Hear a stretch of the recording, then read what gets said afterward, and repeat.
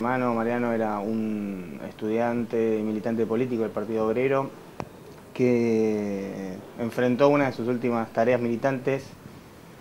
luchando contra la tercerización y la precarización laboral en el ferrocarril. fmlatribu.com/noticias.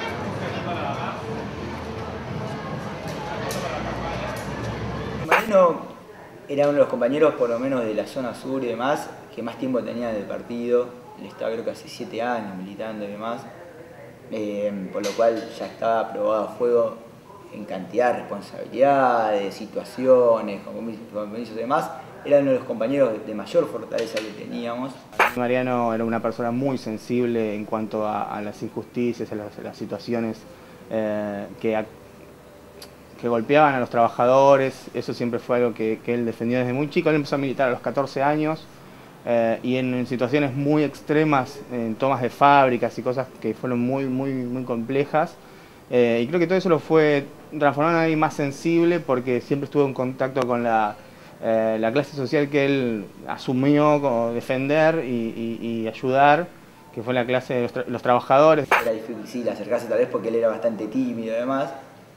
pero una vez que uno se acercaba, ingresaba a su mundo, se encontraba con una persona excepcional. Y aquel 20 de octubre se venía gestando ya con anticipación una asamblea de trabajadores tercerizados. Lo que defendía Mariano es justamente que el trabajador ferroviario era tercerizado de manera que tenía que producir 3 o 4 veces más y a la vez ganar entre un 50 y un 40% del salario inferior, digamos, con respecto al trabajador de planta permanente. El núcleo central de la lucha que se dio en el Roca por el pasaje a planta a los tercerizados se inició en marzo del 2010 prácticamente, donde empezaron a confluir procesos de organización en las empresas tercerizadas parciales, fundamentalmente a partir del despido de los trabajadores, que era un mecanismo recurrente de las empresas tercerizadas. Había planificado lo que era una acción de lucha con el objetivo de pelear por el reintegro de trabajadores tercerizados despedidos, que eran más de 200 en el ferrocarril Roca, y una pelea más de fondo, que es el problema del pase a planta permanente de todos los trabajadores tercerizados, que ahí sí nos vamos por arriba de los 1000 trabajadores. Esa manifestación fue a Avellaneda, pretendió subir a las vías para manifestarse sobre las vías, impedir el servicio ferroviario y presionar por una negociación que en ese momento estaba cerrada. Cruzamos el puente Bosch, que es el puente que divide Capital con la provincia de Buenos Aires, pasamos a Capital y a metros nomás recibimos el primer ataque de los grupos de patotas que estaban por encima de las vías. Al encontrarse con una zabarra hubo intentos de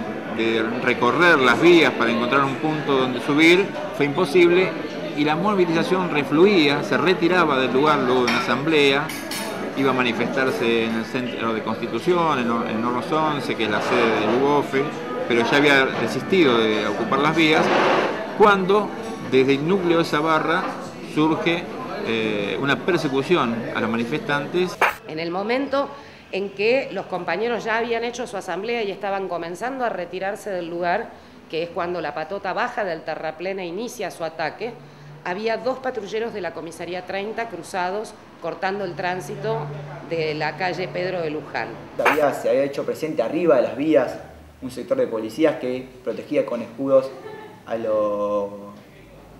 esta patota que nos tiraba continuamente piedras y nadie los detenía. Actuaban con la mayor de las impunidades, cobijados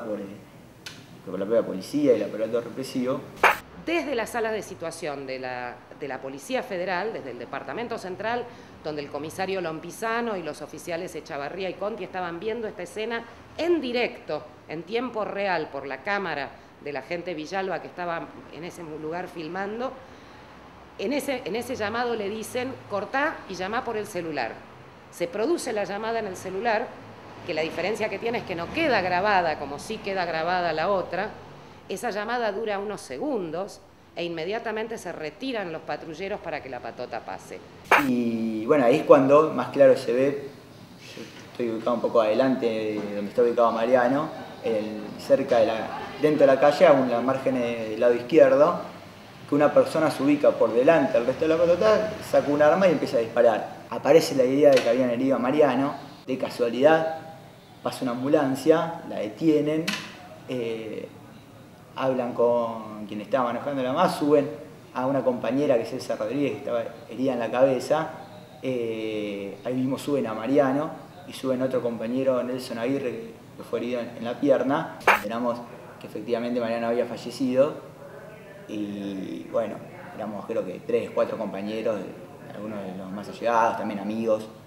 de Mariano, y quedamos choqueados por la sola idea, es decir, hasta fue una cuestión que tardó en procesarse. Me parece que la causa por la que militaba Mariano y la última causa por la que militó es completamente justa y se entiende que dentro de su defensa estaba lo que se cree que es el móvil del asesinato, que es justamente impedir que esos tercerizados pasen a planta permanente, porque así ponía en riesgo justamente el poderío económico de Pedraza. La policía permanentemente actuó liberando la zona, operando junto a esta patota, abriéndole paso para que accedieran, pasando a su jurisdicción para reprimir. Es decir, no fue efectivamente quienes aparecieron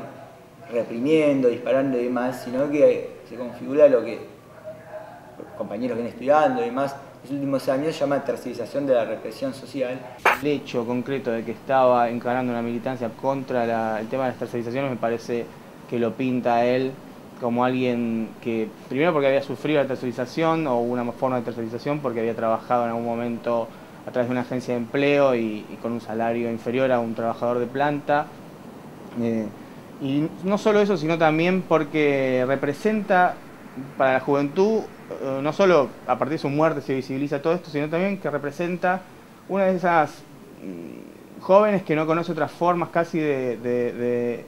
empleo y de trabajo que no sea, han nacido con la tercerización. Hubo una enorme reacción popular al crimen de Mariano Ferreira, que no es casual, sino que tiene que ver con que las tercerizaciones están en todo el movimiento obrero. La mayoría de los trabajadores argentinos trabajan en negro o sufren la precarización laboral. Yo tiendo en general a discutir un poco la idealización del militante, porque Mariano era un pibe como cualquier otro, como muchos de sus compañeros, como muchos de otros compañeros que militan, con las mismas inquietudes en cuanto a música, en cuanto a actuación. Le gustaba actuar, actuó, digamos, fue digamos, actor un breve periodo de su vida. La música, una persona con la que se podía discutir de música y charlar de música, alguien que tocaba la guitarra, el acordeón, con mucha pulsión, ¿no?, de vida. Estamos a las puertas del juicio oral, que va a tener como imputados a tanto el grupo de miembros de la patota de la Unión Ferroviaria, que están detenidos, Pedraza, Fernández y el resto de sus subordinados, y por el otro lado los policías, entre ellos 2 comisarios, un subcomisario y otros oficiales, que van a ir de conjunto a sentarse en el banquillo de los acusados frente a los querellantes y la Fiscalía.